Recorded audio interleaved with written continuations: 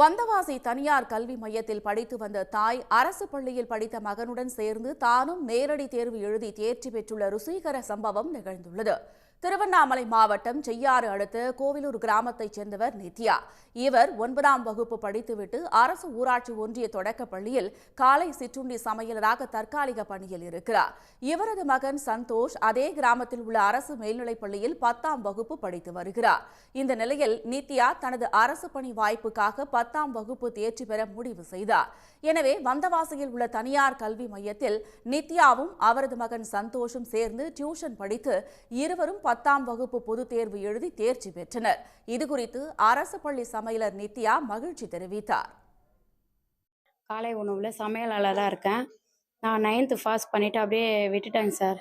ரொம்ப நாள் ஆயிடுச்சு. அதுக்கப்புறம் வந்தவாசியில் இருக்க கிருஷ்ணா கோச்சிங் சென்டரில் வந்து தான் 10வது நான் நேரடி தேர்வு எழுதுறதுக்காக வந்து சேர்ந்தேன். ஒரு 5 மாதமாக கிளாஸ்க்கு வந்தேன். என் கூட என் பையனும் வருவான்.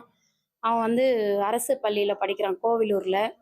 வந்து 2 பேருமா படித்தோம். சனி ஞாயிறில் கிளாஸ்க்கு வருவோம். படிச்சுட்டு நேரடி தேர்வு எழுதி ரெண்டு பேருமே 10th படிக்கிறோம்.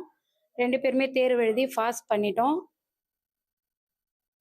சமீபத்தில் வெளியான 10ஆம் வகுப்பு தேர்வு முடிவுகளில் நித்யா 274 மதிப்பெண்களும் அவரது மகன் சந்தோஷ் 300 மதிப்பெண்களும் பெற்று தேர்ச்சி பெற்றுள்ளனர். இதனிடையே 10ஆம் வகுப்பு பொதுத் தேர்வு எழுதி தாயும் மகனும் தேர்ச்சி பெற்ற சம்பவம் வந்தவாசி பகுதியில் பலரது கவனத்தையும் ஈர்த்துள்ளது. உடனுக்குடன் செய்திகளை தெரிந்து கொள்ள சன் நியூஸ் பெல் ஐகானை கிளிக் பண்ணுங்க.